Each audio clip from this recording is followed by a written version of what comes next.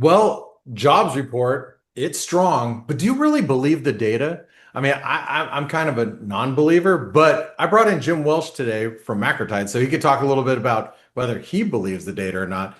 Jim, I mean, come on, that was some pretty good data, and you saw the ADP yesterday. Yeah, What do you yeah. think? Well, here's the thing. And first of all, happy 4th of July to you and all of our listeners in the United States. Hope it's spent with family and a picnic and barbecue and all the rest of it. I have my red, white, and blue shirt on. You may Very not be able nice. to tell, but just for the thing. Okay. Well, we're going to show a couple charts. One is the monthly job gain. And then what happens, as we all know, is, the Labor Department, does some more number crunching and they wind up revising numbers lower. So what we can see is it's been pretty steady. And I think the last 3 months have been remarkably in a very tight range. And so, what does that mean from the Fed's point of view? Any sense of urgency about cutting rates is going to come from a slowdown in the employment, job creation, maybe more so than the overall economy, and an increase in the unemployment rate. And what we saw this last month, the unemployment rate went from 4.2 to 4.1. So this data just reaffirms, what Chair Powell has been saying is the economy's doing okay, fine enough that we can wait to see what the impact on tariffs is. And, so to me, that's it. Now, the next chart we're going to show to kind of address the question you asked is this is derived from the quarterly numbers that get published after the fact.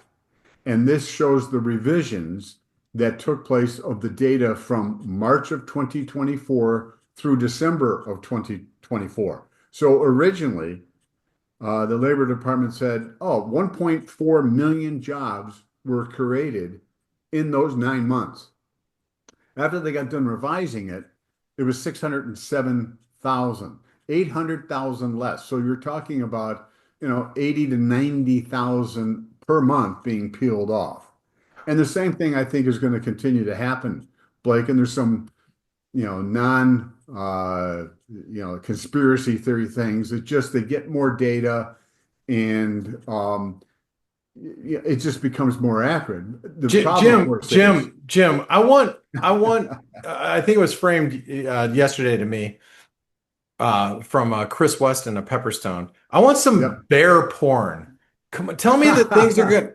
Tell me that things are going to be bad. I mean, I want to hear we're going into a recession Yeah. and that the housing market is going to get upended and stocks are going to get cut in half. Come on, give me some of the bear porn. So what do we? Okay. So what is this telling me right here? Like things are going to be It's just basically it's saying that the markets react, of course, to the numbers when they come out, like Yep. they did today. And the bond market didn't like the numbers so much. The stock market did because it reaffirms that, what, the economy is on solid footing. Earnings are going to go up as projected, and we can live with the Fed not acting, even though they were starting to price in a cut for July. That got taken off the table. The one thing about housing, and I'll offer this, in the July macro tides that went out this week, I did a real deep dive on housing.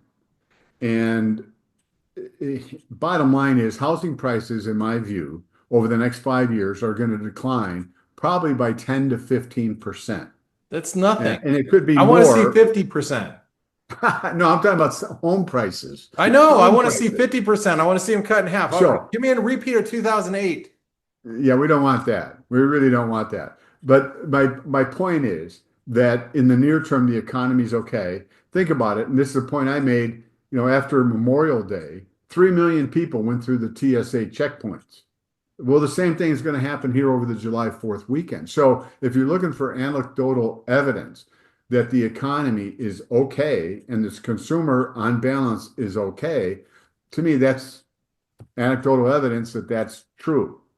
So again, the challenge of tariffs is going to be coming in the next handful of months. And I think we can get into the next chart, which shows the effective tariff rate. And we talked about this last week. at the beginning of this year was 2.5%. Now it's 12.3. And think about it. We just got a deal with Vietnam, and the tariff rate on Vietnam is going to be 20%. Right. For stuff that's passing through Vietnam on its way to the US, namely stuff out of China that they have finished in Vietnam, is going to be 40%. So my point being here is the effective tariff rate is going to be, well, that deal will raise it from 12.3%. We'll see. Next week, we get the July 9th cutoff in terms of, all right, either more deals. I think there'll be extensions to any country that's been negotiating and deemed to be negotiating in good faith. Then there's going to be some number of countries where the Trump administration said, you know what, you're really not bringing to the table what we want. And I think there'll be countries that potentially get slapped again with the reciprocal tariffs that we saw back in April, which, again, that was across the board. Japan, for instance, they, it looks like it's more tough going in terms of coming to a deal. They've got an election coming up. And so, the ruling party doesn't have a firm hold on the government. So there's concern if they give too much. So that may get delayed just for that reason. My only point is July 9th, I think, is going to have some, potentially an excuse for the stock market to back off. Sure. Amazing. That's like in April, that's like the big risk next week, right? I mean, there's not much Yeah. going on economic data wise. The big risk is going to be, that. Now I got to ask you this, Jim, is I mean, you got stocks at all-time highs. Yep. It looks like we're going to 6,500 in the SPOOs. You got the dollar that's weaker, as the administration probably is fine with. You have inflation that's coming off. I mean, job growth that's still there. I'm going to say no, inflation is not coming off. Now, that's the storyline. Okay. Because so far, people are like, wait, there's no tariff inflation, hasn't shown up. What the heck? And my point has been for months that so much stuff was bought ahead of the tariffs. So they created a lot of inventory. And that inventory is getting worn down. So the full impact of tariffs is yet to be seen. Walmart, 150 million Americans go to Walmart every week. They said, yeah, we raised prices in May. We're going to raise them even more in June. All right. The Atlanta Fed did a survey in April, after the president rolled back the reciprocal tariffs. And they asked companies, based on your current level of demand for your goods and products and services, what do you expect to do with tariffs? And if they were given two choices, 10%, 25%. And 51% of the companies said 10%, we're going to pass through 51% of it. At 25, 47%. So my point is that the slide just before this, tariffs gone from 2.5 to 12.3, and potentially it will be edging higher. And companies aren't just going to eat it. They're going to be passing along a lot of the tariffs that they're going to be incurring. So it also means if they're only passing along half of their cost increase, they're eating some portion of it. So companies that are relying on imports for their business, their profit margins are going to get squeezed to some extent. So there seems to be a high level of complacency, Blake, to me, about, hey, we don't have to really worry that much about tariffs. And yet yesterday we get a deal, Vietnam, it's going to be 20% Vietnam. And I think Vietnam had the biggest trade deficit with us, or maybe the second biggest, and they're the fifth largest trading partner. And, so my point is, I think there's a little bit of upset coming in that we're not going to have every trade deal announced on July 9th. There'll Yeah. be extensions. I think there'll be one or two countries, if it like Canada or the EU or Japan, where, okay, we're going to go back to the reciprocal tariffs, or maybe it'll just go to 25% or whatever. I don't know if the market's going to like that. And then we're going to get the CPI for the month of June in mid-July. And I think it's going to be a little bit more troublesome. And the month after that's going to be even worse. So I just think the market is like pricing perfection here.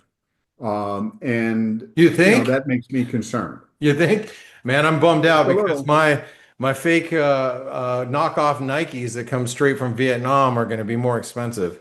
All my Nike high tops that I got. All right. So what does this Sorry. mean? What does this mean for? I mean, that's the bear porn I wanted to see, Jim. Thank you. Tariff inflation is coming, and it's going to be Yeah, nasty, and it's going to bite us all in the ass. And the market is way too complacent in this. So what does it mean for the markets? Let's take a look at gold here. So gold yeah, looks yeah. vulnerable. It's been I think it looks really vulnerable, actually. Yeah, I mean, we talked about this, again, back when it was, hit the 34.96, the expectation was that we were going to get a correction, got a very quick correction down to 31.27, and then we've been chopping sideways. There's two patterns. One would be a triangle where gold would drop below 32.56, but hold above 31.27 for wave C of the triangle. Then thered be a wave D bounce, and then a wave E pullback before you'd see a big move to the upside and new all-time highs. I'm leaning that that is the more likely path.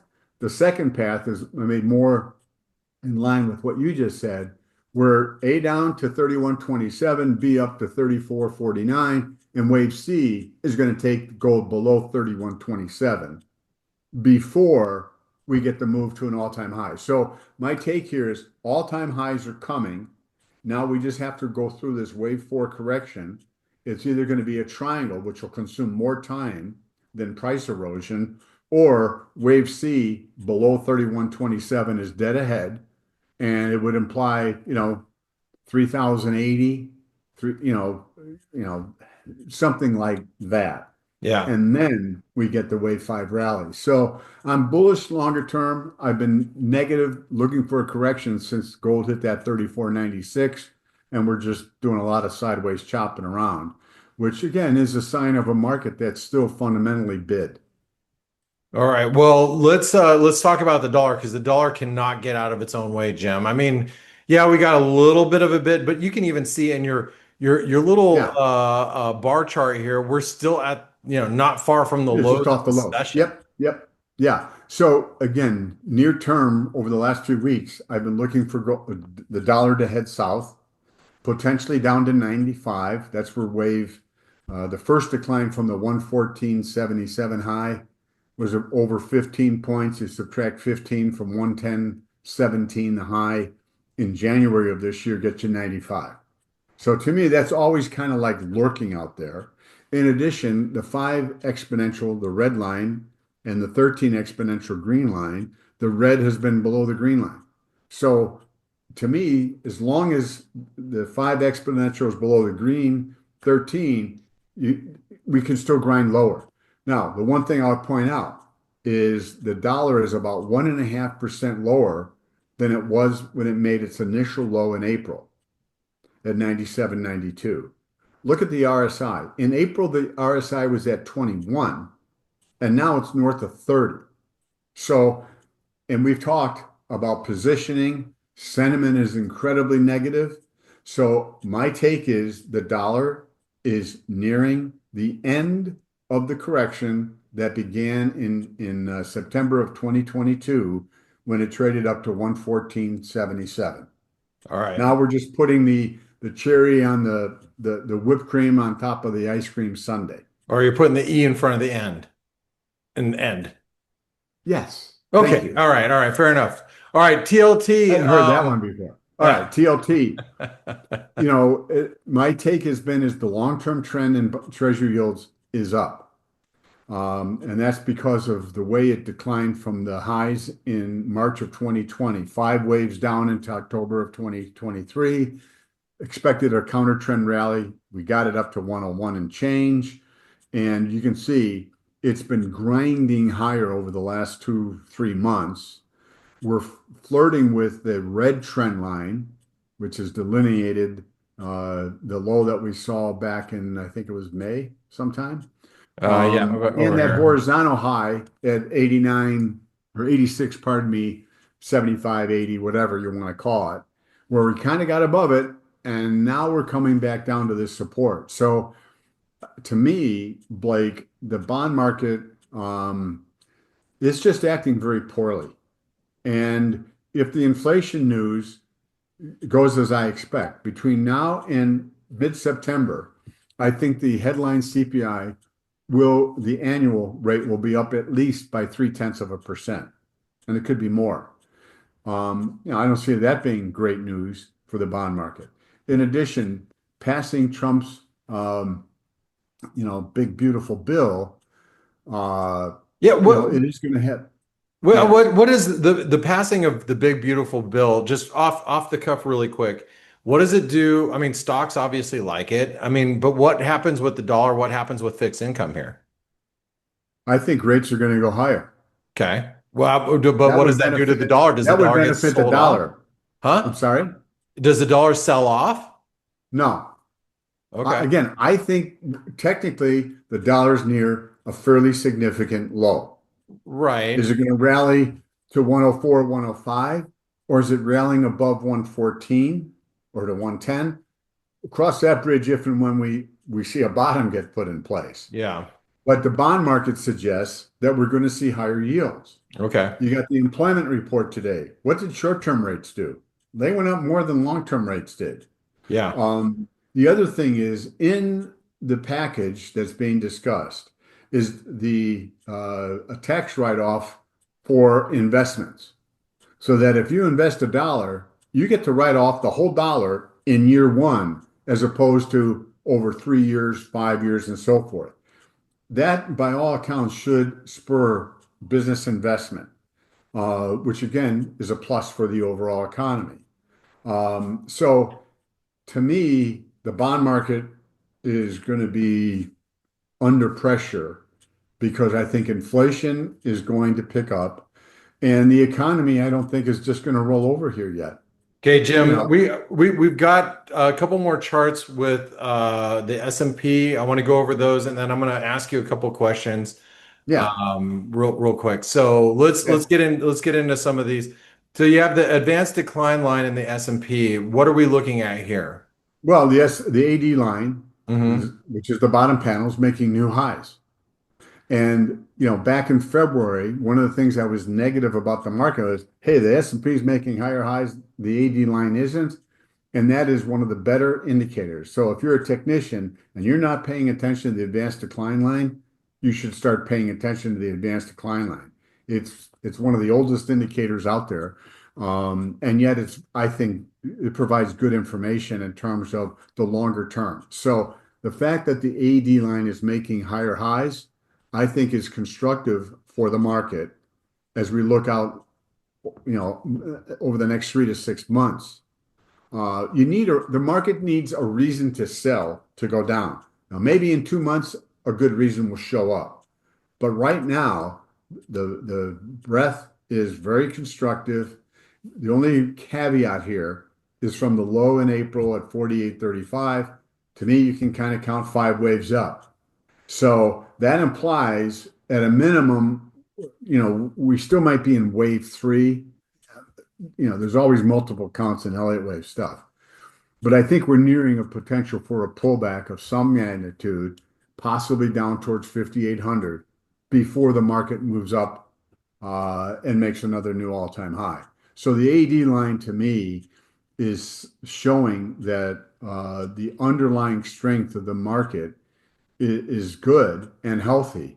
We're not just relying on the AI, Mag 7 stocks. We Right. are seeing, and that's why I think the employment report coming out goosed the market liked it. I noted last week, Blake, that the Russell 2000 was about 12% below where it was when it peaked a few months ago in February. It's now 8.8%. So that divergence hadn't been wiped out. But in the near term, the improvement in perception that the economy is going to be okay has definitely helped the cyclical stocks. And more importantly, the changing of the rules for bank capital and allowing them to label treasury bonds a little bit differently. The regional banks really did well in response to that, and they make up 20% of the Russell 2000. But Yeah. that divergence is still there. But again, to me, the message of the market here and has been that the 80 line was pointing the way for higher prices. And we've seen that take place. All right, now this is your major trend indicator. So Yeah. what is this about? Okay. Every week in the weekly technical review, I review and cover this.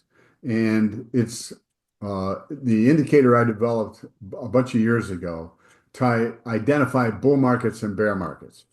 And even within a bear market, you'll get some pretty good rallies. And that occurs with the major trend indicator climbing above the red moving average. It did that back, I think, April 24th. The S&P closed that day at 54.84.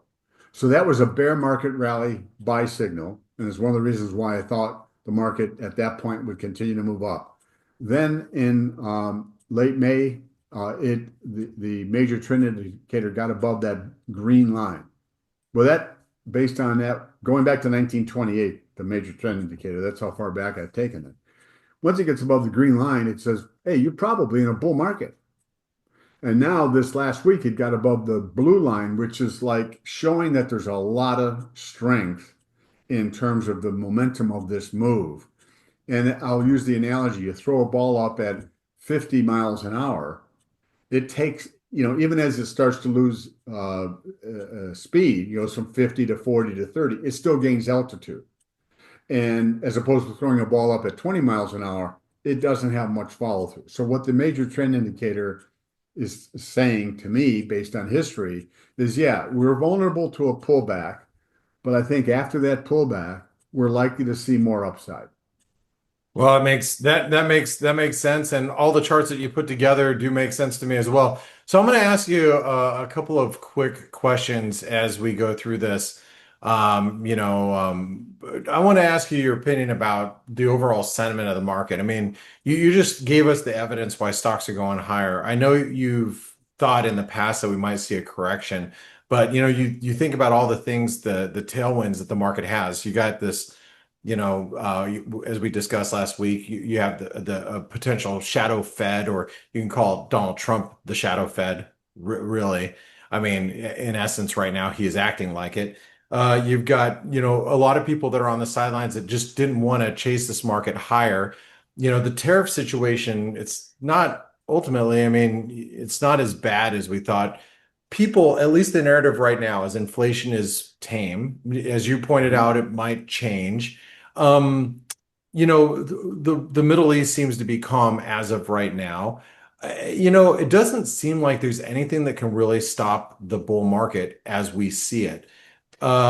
Is there something that's lurking out there in the periphery that you think is a big risk to equity markets right now? Not right now. I mean, again, the biggest risk will happen at the point in time that we see more definitive signs that the economy's slowing. Yeah, I Right? mean, That the market gets scared about that because that means earnings aren't going to be what were expected. Valuations are pretty stretched. So you're counting on the economy to grow into, if you will, those valuations. So if there's a threat to the economy, that becomes problematic. The other yeah, risk is that the economy continues to chug along, inflation ticks up more than what people are expecting right now. All of a sudden, treasury yields are approaching the 10 years getting above 5%. 15, which was the high back in October of 23. 5% was where the 10-year top back then. So to me, that's the risk, Blake, is that at some point in time, the economy continues to be good enough, and that if inflation rises more than expected, if you get to the place where, holy Moses, maybe the Fed won't be cutting rates at all, and actually get to the point where, what if they have to start thinking about raising rates? That to me is the tentative risks that aren't on the front burner right now, but 3 months from now, 4 months from now, 5 months from now, I think that's where the risk I think lies. And some of the other stuff, geopolitical, we can't anticipate those events because they sure. happen seemingly out of the blue. But just based on the economy and such, I think those are the two biggest risks.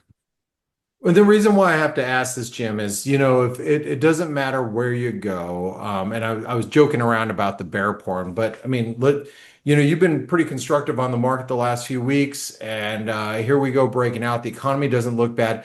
Is it really that far of a stretch to believe that maybe in the near term and maybe throughout the remainder of 2025, there's people talk about the hard landing or soft landing, but we have no landing. The market just continue. I mean, the labor market continues to chug along, creating 100,000 jobs, sub 4.5% unemployment, and we just continue to move along. And everybody that's been looking for a recession for the last 2, 3, 10 years, they're continue to be wrong. Is that possible? Yeah, it is. I mean, again, until the unemployment rate ticks higher in a meaningful way, at 4.1%, you go back the last 50 years, that's a really low number. That only was taken out, I think, in the 60s, late 60s, and then, a year ago or a year and a half ago, when it got down to, I think, 3, 4. So the labor market's in decent shape. If corporate America gets some certainty regarding tariffs, and the tax bill goes through as presumed, and there's real incentives for investment, that's, just the certainty itself is a plus. Now, if tariffs go up more than expected and consumers start to choke on some of the costs, we're talking more the bottom 50% of people who have already been under the gun for a while. They're going to feel it more than anybody else. Yeah. I do think housing is a risk, probably more next year than this year. I mean, supply of housing has picked up a lot. For the first time, other than in 2008 during the housing crisis and briefly in 2020, pandemic, Yeah. the percentage of month over month housing uh, showing price declines is above 60%. So that's only happened those two other times. So my point is the cracks are starting to show me, for me, becoming more apparent, which is why I did this big thing in the July macro tides But about housing. but Jim, you're going to have at the beginning, well, the second quarter of next year, you're going to have a new Fed chair they're going to slash rates. Now, they might not bring rates down to 1% as Donald Trump would like, but I mean, if we shave off, if the housing market is starting to come under pressure and you want to pull a release valve there and lower rates by, 50 basis points, three meetings in a row, next thing you have all this choked up demand of like generation, I don't know what we're on, Generation Z or whoever it is, that of the 30-year-olds that have been saving, waiting to get out of the hell out of their parents' house, that have this money to put down, that just come flooding into the market. I mean, I don't see how the housing market really does so bad over the course of the next couple of years. I mean, are we going to have a gangbusters market? Probably not, but I don't see it, being horrible, especially with the change in guard that we're going to have. Okay. A number of points because you covered a lot of ground there.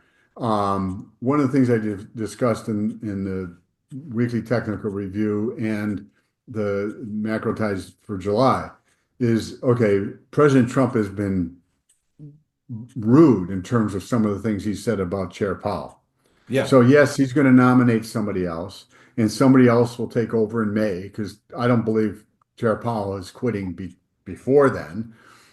So Donald can do whatever he wants, but I don't think Powell's going to change. The other thing that's important to note, Blake, is that there are 19 people on the FOMC, 12 get to vote. There are 7 governors, and then a rotation of 4 presidents, plus the New York Fed president gets to vote all the time. So you have 8 people that vote all the time, and then 4 that float. Those people have a diverse set of opinions. I mean, I think President Trump thinks that the chair of the Federal Reserve can basically dictate to everyone else, this is what we should and must do.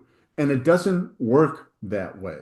So I think the idea that he's going to nominate somebody and he's going to slash rates, I think that's naive. I mean, But he's also had his hand in replacing some of the regional governors too. So when you have, let's just call it a he majority. hasn't had a hand in any of the regional. I thought They've he's been had some fairly influence. I thought he's had some influence in recent well. in I over haven't the read last anything. his last two terms. Yeah, yeah. I don't, it's not the way it works. Basically, that's internal, each district coming up with their people. And there was some turnover last year. So if anybody had some influence, it would have been Biden, if that's even a possibility.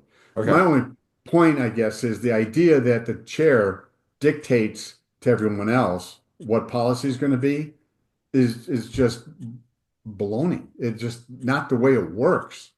Now, if the economy weakens more abruptly and the unemployment rate's going up, well, then they have justification to lower rates more aggressively than a quarter point every other meeting. Sure. That's differently. In terms of housing, what I cover in the July letter, Blake, is I think it was the University of Kansas did an analysis of from 2000 to 2020 of all the homes built throughout the country by county. I think it was incredibly detailed, and the household formation. And what they found was in 99% of all the counties, there was enough housing. In other words, it wasn't like a big shortfall. So the idea that there's this shortfall in housing it's a myth. And what they did point out is affordability is huge. And if you look at how much prices have gone up relative to incomes, I mean, for about 40 years or 35 years, from 1965 to 2001, the ratio of income to housing prices was about 3 to 1. In other words, house prices were 3 times income, which makes sense because the banks, when they'd lend via mortgages, they wouldn't lend you money if it was more than 33% of your income. Well, what's the reciprocal of 1/3? 3 to 1. And then during the housing bubble from 2002 to 2007, that stretched to 4.5 to 1. It's 5.6 to 1 now. All right. So a big part of the housing problem is related to the price of housing. The other thing, and I can't remember the name of the outfit, but I cover it. They basically went back for 10 years and they took information from Redfin, the conference, or the Census Bureau in terms of incomes. They took Fannie Mae data. Said what they came up with basically is what's the 10-year average of interest rates and housing prices, and then let's compare the current level of housing prices and mortgage rates. And what would it take for the current level to get down to that 10-year average? There would be a 29% decline in home prices. So, what are the odds that mortgage rates are going to go down back to 3%? I think there's zero. All right. Because if they got down there, we're in a heck of an economic mess. All right. So to me, what I concluded is, all right, let's say it's not 29%, it's 14%, a combination of some mortgage rates coming down, but housing prices coming down a fair amount. So those are the real underlying fundamentals of the housing market, and it's not healthy. You've got baby boomers are going to be selling 20 million houses over the next 5 years or so. Well, someone's going to have to absorb that supply. And what Yeah. we're already seeing in some of the markets that were very heated, like Austin and Texas, a lot of places in Florida, inventories are going up and prices have been dropping. I mean, like 5 to 10% in those areas. So if you get an increase in supply without much relief on price or mortgage rates, I think we're going to see more price declines. Another survey by, I can't remember the outfit, I think it was Bankrate, of baby boomers. About 1/3 said, I'm not going to sell my house. I like it. There's no reason to sell. Plus, everything else is too expensive for me to buy. But if you start to see articles, this is going out 12, 18 months from now, where in your local paper or online, you read the local news and it's, wow, housing prices have dipped 5%. Guess what happens? Someone has been thinking about selling a house and now prices are starting to soften. They bring supply. So to me, the underlying fundamentals for housing are not all that great. And the main thing, it just comes down to affordability has never been this bad, ever. Yeah. So how do you relieve that? Well, you got to bring mortgage rates down a lot and you need home prices to come down because think about it, rents have gone up 40%. So some of the people that want to buy a house, it's been tough to save enough to get that. And many markets, Blake, it's cheaper to rent to buy. Maintenance costs, bank rate or somebody, again, the annual maintenance cost is about $21,000 if you include insurance, taxes, maintenance of the property. And And for a lot of homeowners, home insurance is going up precipitously in so many areas too. right. And that's reflecting housing prices Yep. in large part. All right. Taxes go up based on housing values. And guess what? The politicians don't lower them as aggressively if housing prices fall. So my point is those all go in also to the affordability. It isn't just mortgage rates and housing prices. It comes down to, all right, are you ready to come up with another $200, $250 a month? Oh, no, pardon me. 21,000 divided by 12.